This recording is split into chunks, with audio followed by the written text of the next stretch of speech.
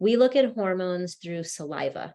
If your doctor runs a blood test on you because you're wondering if you're in menopause or something, and they run a blood test and they tell you this is high or that's low, it's a lie because blood test is one moment in time where you're starving and you got to the doctor's office and you had to wait in line and you're stressed and maybe you're on your phone and it doesn't have EMF remediation, and then they draw your blood and they go, oh, your cortisol was high. Of course it was. You're like stressed out all morning getting before you got the blood drawn. When you do a saliva test at home yourself, there's either 4 or 6 readings a day. We get a full picture of your body in a day, where your stress is, which affects all of your hormones.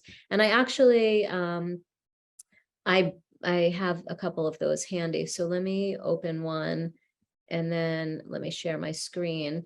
And we don't have a lot of time left. And does anyone else have any questions, or do you want me to go into this? I'll start. And if you have a question, you can unmute and start to ask, but I wanted to share this. So this is a hormone flow chart is what it's called. This is more science. Today's like big science day.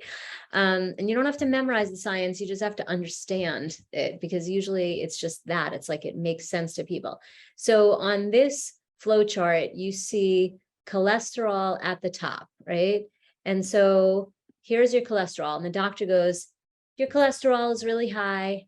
And you go, oh my gosh. First of all, if you take a statin for your cholesterol, it depletes you in CoQ10. And we just saw how important that was to digest food and make energy. So just like a antibiotic is prescribed these days with a probiotic, which really isn't enough. It needs to be a prebiotic and a probiotic, but cholesterol should only be, cholesterol medications should always be taken with more CoQ than you can ever think.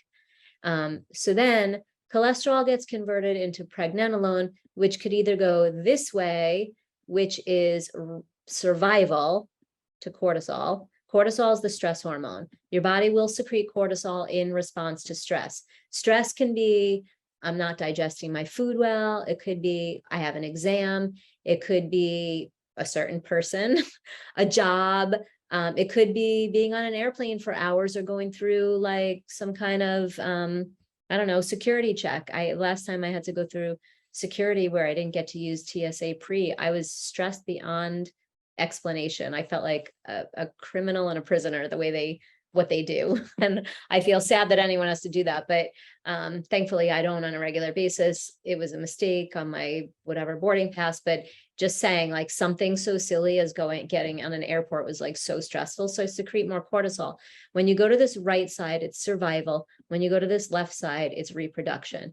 And so what you see over here is DHEA, and that's one of those things doctors are so good at telling people your DHEA is low.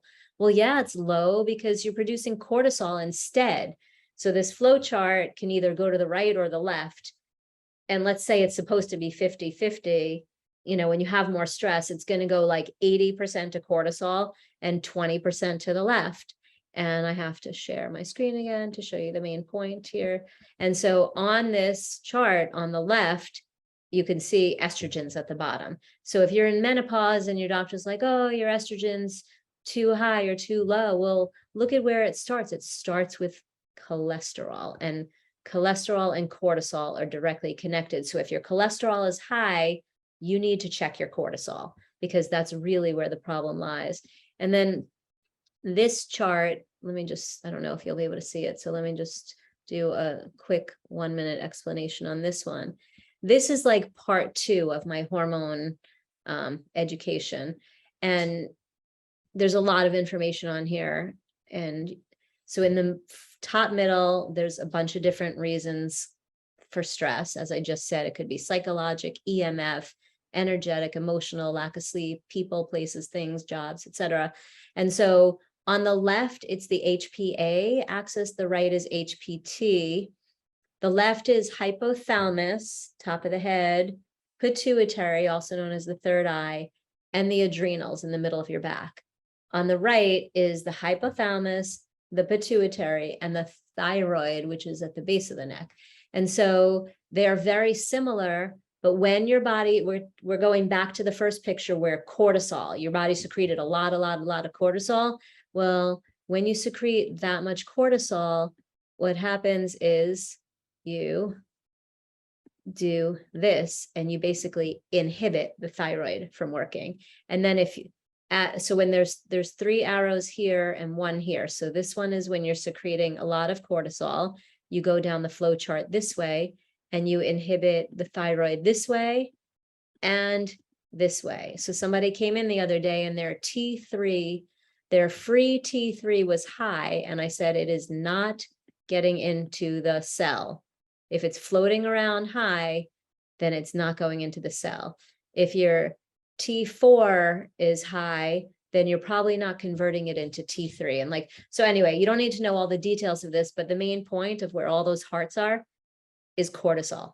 The more stress you have in any way, shape, or form, the less your thyroid's going to work. And therefore, again, no matter how hard you try, you can't lose weight.